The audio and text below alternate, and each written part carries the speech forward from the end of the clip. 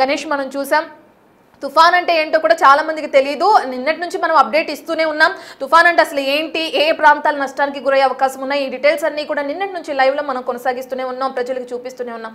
ఇప్పుడు ఈ తుఫాన్ తీవ్రత విండ్షీర్ కారణంగా బలహీనపడిందని చెప్తున్నారు అధికారులు. అసలు విండ్షీర్ అంటే ఏంటి, దీని ప్రభావంతో ఎందుకు తుఫాన్ తన తీవ్రతను తగ్గించుకుంది అనుకోవచ్చు?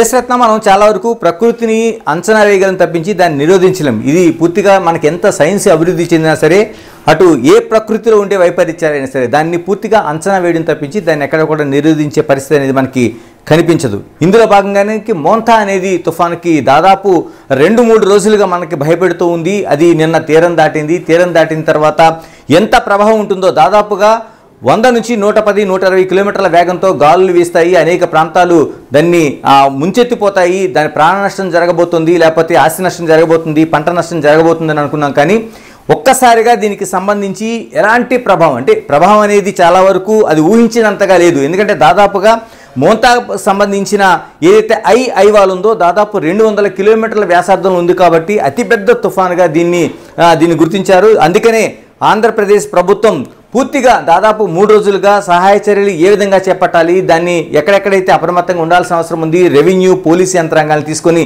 చాలా వరకు అప్రమత్తంగా ఉంది. సాక్షాత్తు సీఎం చంద్రబాబు నాయుడు దీనిపైన ఒక మానిటరింగ్ నిర్వహించారు. దానిపైన అనేక సమీక్షా సమావేశాలు నిర్వహించారు.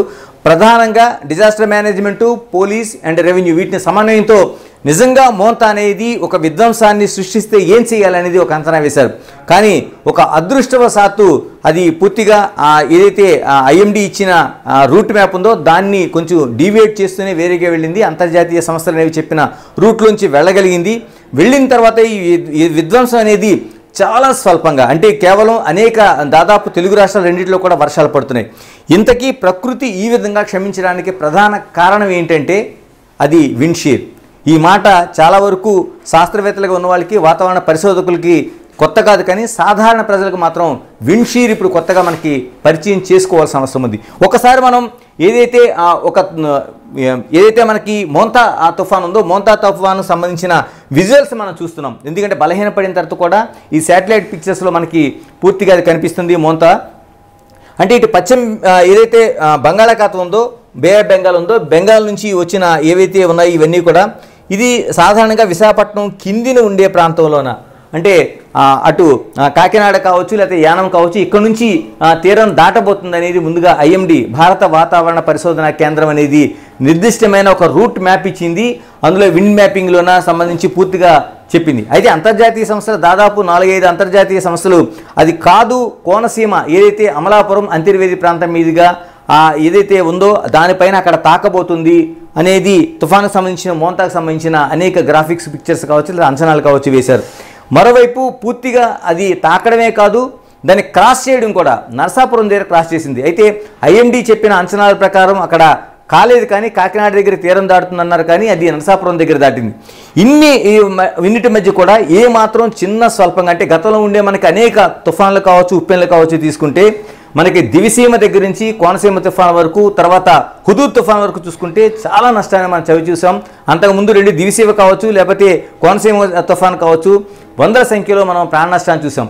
మరి ఏదైతే ఇప్పుడు మోంతా ఉందో మోంతా తుఫాను కూడా ఇలాంటి ప్రళయాన్ని తీసుకొస్తుందని ఒక భయాన్ని వ్యక్తం చేశాం. కానీ ఎందుకు దీనికి రాలేదంటే ఖచ్చితంగా విండ్షీర్ అనేది మనకి ప్రత్యేకంగా ఒక పదం వినిపిస్తుంది. ఇంతకీ విండ్షీర్ అంటే ఏమిటి అంటే, సాధారణంగానే ఇలాంటి ప్రకృతి వైపరీత్యాల్లోన ఈ తుఫాన్లనే వెళ్తున్నప్పుడు అదే ప్రకృతిలో భూమికి సమాంతరంగా ఉండే కొన్ని గాలులు ఆ వెళ్తున్న గాలుని కట్ చేసి దాని దారి మళ్లించడం అనేది మనం సాధారణ భాషలో, ప్రజలకు అర్థమయ్యే భాషలో చెప్పడానికి అవకాశం ఉంది. ఇంతకీ ఈ విండ్షీర్ అనేది ఎలా ఉండబోతుంది, ఒకసారి మనకి గ్రాఫిక్స్ పిక్చర్స్ కొన్ని ఉన్నాయి, వాటి ద్వారా చూసి మనం కొంత దానికి ఐడియాకి వస్తే నిజంగా విండ్షీర్ ఏ విధంగా కట్ చేసింది, ఏ విధంగా వెళ్ళింది అనేది మనం చెప్పడానికి పూర్తిగా అవకాశం ఉంటుంది. ఒకసారి మనం దీనికి సంబంధించిన గ్రాఫిక్స్ మన దగ్గర పిక్చర్స్ కనిపిస్తున్నాయి. ఒక్కసారి ఇక్కడ మనకు కనిపిస్తున్నది ఇది సముద్రం నుంచి వస్తున్న తుఫాన్లు కావచ్చు, లేదా హరికేన్లు కావచ్చు, లేకపోతే మిగతా ఏదైనా ఉపద్రవాలు కావచ్చు. ఇవి పైకి వచ్చిన తర్వాత భూమి ఉపరితలాన్ని తాకి అవి పెద్ద పెద్ద తుఫాన్లుగానే మారుతాయి, ఒక విధ్వంసాన్ని సృష్టిస్తాయి. కానీ వీటిని భూమిపై ఉండే సమాంతరంగా ఉండే గాలులు, ఎందుకంటే అప్పటికే సముద్రం పైనుంచి వచ్చే ఈ తుఫాన్లు లాంటివి భూమిపై ఉండే గాలుల్ని వాటిని పక్కకు దోసి ఇవి ప్రయాణం చేస్తాయి. ఆ దారి వెంబటి కూడా అంటే దాదాపుగా మనకి మనకు ఉండే తుఫాన్లోన మోంతాని తీసుకుంటే మోంతా దాదాపు 200 కిలోమీటర్ల వ్యాసార్థంలో ఉంది కాబట్టి ఈ 200 పరిధిలో కూడా అది తిరుగుతూ అక్కడంతా విధ్వంసం సృష్టించే అవకాశం ఉంది. సాధారణంగా మనకి చూస్తున్నప్పుడు ఇది ఒక విస్ఫోటన దాదాపు 100 నుంచి 120, 130 వరకు వెళ్ళినుంది. కోనసీమ లాంటి తుఫాన్లో 220 కిలోమీటర్ల వేగంతో గాలులు వీచిన సందర్భాలు ఉన్నాయి. కానీ ఇప్పుడు మనం దీన్ని తీసుకుంటే ఇది మనకు కనిపిస్తున్న పిక్చర్లోన టోటల్గా ఇది మన సముద్రం నుంచి వచ్చిన ఏదైతే మోంతా లాంటి తుఫాన్ అనుకుంటే భూమికి వెర్టికల్గా అంటే ఈ గాలులు అంటే భూమికి సమాంతరంగా వెర్టికల్గా వస్తున్న గాలులు కూడా ఉంటాయి. ఈ గాలులు అనేవి దీన్ని ఒక క్రాస్ చేసి వెళ్ళడాన్ని మనం విండ్ షీర్ అంటాం. అంటే ఏదైతే సముద్రం నుంచి వచ్చి ప్రయాణం చేస్తున్న తుఫాన్ లాంటి గాలులు ఏవైతే ఉన్నాయో దానికి భూమికి సమాంతరంగా వెళ్తున్న గాలు దాన్ని క్రాస్ చేయడాన్ని మనం విండ్ షీర్గా చెప్తాం. ఇంతకీ విండ్ షీర్ ప్రయాణం ఎలా ఉంటుందో ఇంకొక మనకి పిక్చర్లోనూ పూర్తిగా దాన్ని క్లారిఫైగా తెలుసుకునే ప్రయత్నం చేద్దాం. ఒకసారి ఇందులో మనం చూస్తుంటే ఇక్కడ విండ్ షీర్కి సంబంధించిన ఒక మనకి ఇది కనిపిస్తోంది. అంటే టోటల్గా మనం ఇది ఏదైతే ఇక్కడ మోంతా లాంటి తుఫాన్ అనుకుందాం, జస్ట్ ఇది మోంతా లాంటి తుఫాన్. ఇది సముద్రం నుంచి నీటి ఆవిరి వచ్చి అనేక తుఫాన్లు చిన్న చిన్న తుఫాన్లు మనకి మోంతా తుఫాన్గా వచ్చిన తర్వాత ఇది దీని డైరెక్షన్ అంతా పైకి అంటే ఆకాశం వైపు ఇలా వెళ్తున్న ఉండే అవకాశం ఉంది. అంటే జస్ట్ లైక్ మనం దీన్ని ఒక్కసారి మనం చూస్తే అంటే ఇది అంతా ఈ గాలులన్నీ కూడా ఇలాగ పైకి డైరెక్షన్లోన ఇవి వచ్చి టోటల్గా ఇక్కడ మేఘాల రూపంలో మనకి ఇలా రావడంతో పాటు అతిపెద్ద గాలులుగా ఇవన్నీ వచ్చి ఇవి వర్షాల రూపంలో మనకి కిందికి వచ్చే అవకాశం ఉంటుంది భూమికి ఉపరితలం తాకిన తర్వాత. కానీ వీటిని ఇప్పుడు ఈ విండ్ షీర్స్ ఏదైతే భూమికి సమాంతరంగా ఉండే గాలులు ఏవైతే ఉన్నాయో ఇప్పుడు మనం అంతకుముందు చెప్పుకున్నట్టు ఈ గాలులు ఇవి భూమికి సమాంతరంగా వెర్టికల్గా వెళ్తున్న గాలులు ఏవైతే ఉన్నాయో ఈ డైరెక్షన్లోన కొన్ని గాలులు వస్తాయి, కొన్ని గాలులు ఇలాగ పైకి వెర్టికల్గా అంటే కొంచెం ఈ డైరెక్షన్లో కూడా కొన్ని గాలులు వెళ్తుంటాయి. ఇలాంటి గాలులు ప్రధానంగా మనకి ఇక్కడ ఇటువంటి తుఫాన్లకు సంబంధించి కానీ లేకపోతే అతిపెద్ద మనకు కనిపిస్తున్న మోంతా లాంటి తుఫాన్లు కానీ బ్రేక్ చేసే అవకాశం ఉంటుందని ఇప్పటివరకు మనకి థియరిటికల్గానే మనం తెలుసుకున్నాం. కానీ ప్రాక్టికల్గా మనకి మోంతాలో అనేది సాధ్యమైంది. ఏదైతే మనకి ఇది అనుకున్నది మనకి మోంతా లాంటి తుఫాన్ అయితే ఈ తుఫాన్ని ఖచ్చితంగా ఇప్పుడు ఈ విండ్స్ ఈ గాలులు ఏవైతే ఉన్నాయో సమాంతరంగా ఉండే విండ్స్ పూర్తిగా దీన్ని కట్ చేసాయి. ఏదైతే ఎప్పుడు కూడా తుఫాను ఈ డైరెక్షన్లోన పైకి వెళ్తూ ఉంటుంది. దీన్ని ఒక్కసారిగా ఈ బలమైన గాలులు ఏవైతే ఉన్నాయో ఇవి ఈ డైరెక్షన్లో రావడం వల్ల ఒక్కసారిగా మొత్తం టోటల్గా ఈ పిక్చర్ని ఇలా మార్చేసే పరిస్థితి అయితే వచ్చింది. మనం చూడొచ్చు దీన్ని ఒక్కసారిగా ఇంత బలమైన గాలులు ఈ రేఖను ఢీకొంటే ఇటువైపుగా మొత్తం టోటల్ ఒకవైపుగా రావడంతో ఏదైతే దాని ప్రధాన ప్రవాహం ఉందంటే యానం దగ్గర నుంచి కాకినాడ కావచ్చు, అంతర్వేది నుంచి లేకపోతే నర్సపూర్ కావచ్చు, అటువైపు నుంచి పైకి విశాఖపట్నానికి వెళ్ళాల్సిన ఏదైతే దాని సిస్టమ్ ఉందో మనకి మోంతా అతిపెద్ద తుఫాన్ది ఒక్కసారిగా దాని డైరెక్షన్ మారిపోయిన పరిస్థితి కనిపించింది. దీనివల్ల ఇప్పటివరకు ఉన్నది మనకి ఖచ్చితంగా వెనక్కి వెళ్ళిపోయి అంటే దాని డైరెక్షన్ పూర్తిగా మారిపోయిన పరిస్థితి కనిపించింది. దీనికి ఏ విధంగా మారింది అనేది ఒకసారి మనం టోటల్గా పిక్చర్లో అంటే ఆంధ్రప్రదేశ్ రాష్ట్రం మరోవైపు తెలంగాణలో ఎక్కడ రావాల్సిన తుఫాను ఎక్కడికి వెళ్ళింది, ఎక్కడ వర్షాలు కురుస్తున్నాయనేది ఇప్పుడు కీలకాంశంగా ఉంది. ఒక్కసారిగా అంటే 110, 120 కిలోమీటర్ల వేగంతో రావాల్సిన గాలులు అనేక దాని ప్రవాహంలో విధ్వంసాన్ని సృష్టించాల్సింది ఒక్కసారిగా బలహీనపడి తను ఉండాల్సిన దారిలో కాకుండా మిగతా చోట వర్షాలు కురుస్తున్నాయి. ఇది ఎందుకు వచ్చింది అంటే ఉన్న చోట కాకుండా బలహీనపడడంతో పాటు వర్షాలు ఎక్కడ కురుస్తున్నాయి అనేది ఒక్కసారి మనం క్లియర్ కట్గా తెలుసుకునే ప్రయత్నం చేద్దాం. ఇక్కడ మనం టోటల్గా చూసుకున్నప్పుడు ఇక్కడ మనం ఒక్కసారి ఈ మ్యాపింగ్ చూద్దాం. అంటే ఇప్పటివరకు ఆంధ్రప్రదేశ్ తెలంగాణ రాష్ట్రాలకు సంబంధించిన క్లియర్ కట్ మ్యాపింగ్ అంటే ఏదైతే మనకి మోంతా తుఫాను ఎలా ప్రయాణం చేసింది, ఎక్కడికి వెళ్ళాలని ఐఎండీ చెప్పింది, ఎక్కడి నుంచి వస్తుందని చెప్పింది, అంతర్జాతీయ సంస్థలు ఏ విధంగా చెప్పినాయి, దాని డైరెక్షన్ ఏంటి అంటే మనకి ఏదైతే ఉందో తాకడం తర్వాత దాన్ని క్రాస్ చేయడం ఈ రెండు కూడా ఎక్కడ జరిగింది, ఎలా వెళ్ళాల్సిన రూటు ఇప్పుడు ఎక్కడికి మారింది అది ప్రధానంగా మనం చూడాల్సిన అవసరం ఉంది. ఎందుకంటే మనం ఏదైతే విండ్ షీర్ ఏదైతే ఉందో విండ్ షీర్ ఏ విధంగా ఒక విధంగా ఈ ప్రకృతిని బ్రేక్ చేసి అది చాలా వరకు మిగతా చోట్లకు వెళ్ళినా దాని డెన్సిటీని తగ్గించింది, దాన్ని ఏదైతే ఉందో సాంద్రతను తగ్గించింది, మిగతా చోట్లకి అంటే పడాల్సిన చోట కాకుండా మిగతా చోట్ల వర్షాలు పడేలా చేసింది. ఎలా చేసిందో ఒకసారి చూద్దాం మనం. అంటే టోటల్గా మనం చూసుకుంటే ఇప్పుడు మనకి యానం కాకినాడ మీదుగా ఇప్పుడు ఏదైతే మనకి మోంతా తుఫాను వెళుతుందనేది ఫస్ట్ మనకి ఐఎండి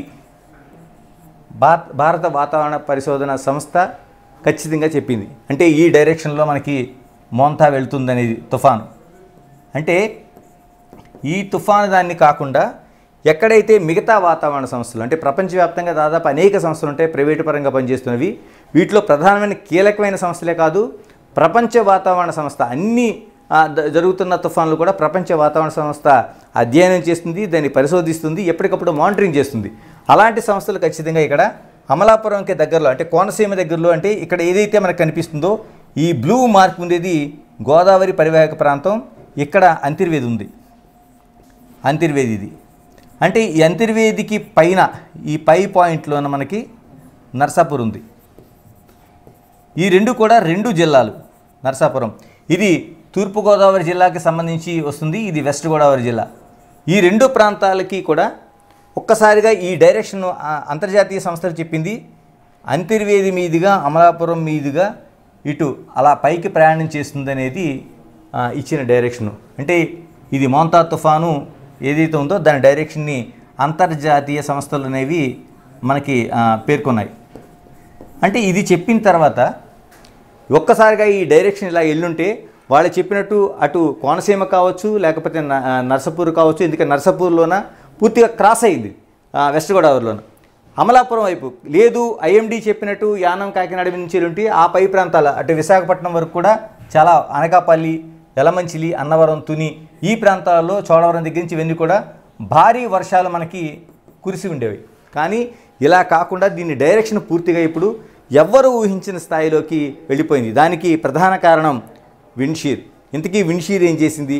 మనం ముందుగా చెప్పుకున్నట్లు వెళుతున్న ఏదైతే ఉందో దాన్ని మోంతా తుఫాన్ ఏదైతే ఉందో దాన్ని ఒక్కసారిగా దాన్ని క్రాస్ చేసింది, వెళుతున్న దాన్ని బ్రేక్ చేసింది. ఎందుకంటే అప్పటికే 80 కిలోమీటర్ల వేగానికి తగ్గిన మోంతా తుఫాన్ ఏదైతే ఉందో దాన్ని భూమికి సమాంతరంగా వెళ్తున్న గాలులు ఒక్కసారిగా కట్ చేయడంతో ఈ వెళ్తున్న తుఫాన్ని ఒక్కసారిగా ఈ గాలులు మనం భూమికి సమాంతరంగా వస్తున్న గాలులు ఇంతకుముందు అనుకున్నట్టు ఈ గాలులు ఒక్కసారిగా బ్రేక్ చేసి దీని డైరెక్షన్నే మార్చేసాయి.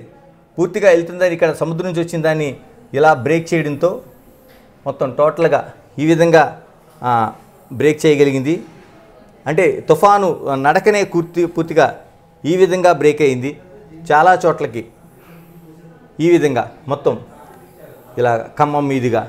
ఇప్పుడు ఈ వెళ్తున్న గాళ్ళు ఎప్పుడైతే అయినాయో ఒకటి హైదరాబాద్ వైపు, ఎందుకంటే ఒక్కసారి ఉన్న అంత తీవ్రత ఉన్న తుఫాను విడిపోవడంతో మరోవైపు ఖమ్మం వైపు, తర్వాత అమరావతి వైపు, తర్వాత ఇక్కడ చీరాల, ఒంగోలు వీటన్నింటిపైన ఒక్కసారిగా వెళ్ళడంతో ఇక్కడ ఈ ప్రాంతాల్లో మనం ఏదైతే చూస్తున్నామో ఈ ప్రాంతాల్లోన ఇక్కడ ఈ మేఘాలు అనేవి ఏదైతే ఈ తుఫాను వల్ల వచ్చిన మేఘాలన్నీ కూడా ఇక్కడ డిపాజిట్ కావడం జరిగింది. టోటల్గా ఇక్కడ గుంటూరు కావచ్చు, అమరావతి కావచ్చు, హైదరాబాద్ ప్రాంతం కావచ్చు, ఇక్కడ వీటన్నిటి కూడా ఇక్కడ ఈ తుఫాను ఏదైతే ఉందో ఈ వర్షాలు ఖమ్మం ఇలాంటి ప్రాంతాల్లో డిపాజిట్ కావడంతో ఇప్పుడు వర్షాలు అనేవి ఇక్కడ కురుస్తూ ఉండే పరిస్థితి మనం చూస్తున్నాం.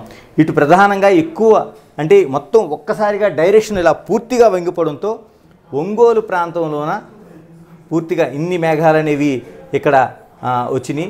పూర్తిగా అంటే ఈ నల్లమలకు సంబంధించిన ఈ ప్రాంతంలో వర్షాలు అనేవి తీవ్ర స్థాయిలో పడుతున్నాయి. ఎంత అంటే మనం ఊహించలేనంత. ఒంగోలు కావచ్చు, నెల్లూరు కావచ్చు, ప్రకాశం జిల్లా కావచ్చు, దీనిలోన ఒక్కసారిగా 13 సెంటీమీటర్ల నుంచి 21-22 సెంటీమీటర్ల వర్షపాతాలు మనకి పడుతున్నాయి. అంటే ఇది మనం కొలమానంలో చెప్పాలంటే హైదరాబాద్ నగరం మునిగిపోవడానికి చాలా వరకు మనం చూస్తుంటాం. అనేక ప్రాంతాలు లకిడికా పూల్ స్విమ్మింగ్ పూల్ అయిపోతుంది. ఇలా అవ్వడానికి 7 సెంటీమీటర్ల వర్షపాతం చాలు. అంటే ఒక్కసారిగా కురిసి 6 దగ్గర నుంచి 7 సెంటీమీటర్ల వర్షపాతం వస్తే హైదరాబాద్ నగరం చాలా వరకు మునిగిపోతుంది. అలాంటిది 6 సెంటీమీటర్ల కంటే 13 సెంటీమీటర్ల నుంచి 21-22 సెంటీమీటర్ల వర్షం కురుస్తుందంటే ఏ స్థాయిలో ఈ వర్షం పడుతుందని ఊహించాలి. వీటన్నిటి కూడా విండ్షీర్ ఒక్కసారిగా ఉండే తుఫాన్ని మోంతా తుఫాను పూర్తిగా మార్చేసి దాని దిశను మార్చింది, దాని డెన్సిటీని పూర్తిగా తగ్గించగలిగింది. ఇలాగా అనేక రూపాల్లో ఇక్కడ ఏదైతే ఉందో దీనంతా చేసింది. కాబట్టి విండ్షీర్ అనేది ఇప్పుడు ప్రత్యేకంగా ఒక చర్చకి దారితీస్తుంది. వాతావరణ శాఖ దీనిపైనే నిజంగానే ఐఎండీ కూడా ఇది మోంతా అనేది ఆ స్థాయిలో 110 నుంచి 120 కిలోమీటర్ల వేగంతో కానీ అనుకున్న దిశలో కానీ రీచ్ అయ్యి ఉంటే అనేక ప్రాంతాలు చిన్నాభిన్నం అయిపోయి ఉండేవి. ఉప్పెన లాంటివి కూడా సంభవించే అవకాశం ఉండేది, ఎందుకంటే అంత పెద్ద తీవ్ర తుఫాన్ కాబట్టి. కానీ ఎప్పుడైతే విండ్షీర్ దాన్ని వెళుతున్న తుఫాన్ని ఒకసారిగా కట్ చేసిందో, ఇది ప్రకృతిలో జరిగే మార్పు తప్పించి మానవులు ఎటువంటి చేయలేనిది. ఇలాంటివి అప్పుడప్పుడు సంభవిస్తుంటాయి, ఎందుకంటే అది నిజంగానే ఈరోజు మాట్లాడుకోవాల్సింది విండ్షీర్ అనేది చాలా వరకు ఆంధ్రప్రదేశ్ రాష్ట్రాన్ని రక్షించిందని చెప్పాలి. ఎందుకంటే ఐఎండీ ఇచ్చిన లెక్కల ప్రకారం అటు యానంలోనో కాకినాడలోనో వెళ్లాల్సిన ఏదైతే ఉందో ఈ 2 చోట్లకి కాకుండా మిగతా చోట నుంచి నర్సపూర్ అంతర్వేదిలోంచి ఆ ప్రవాహం వెళ్ళింది.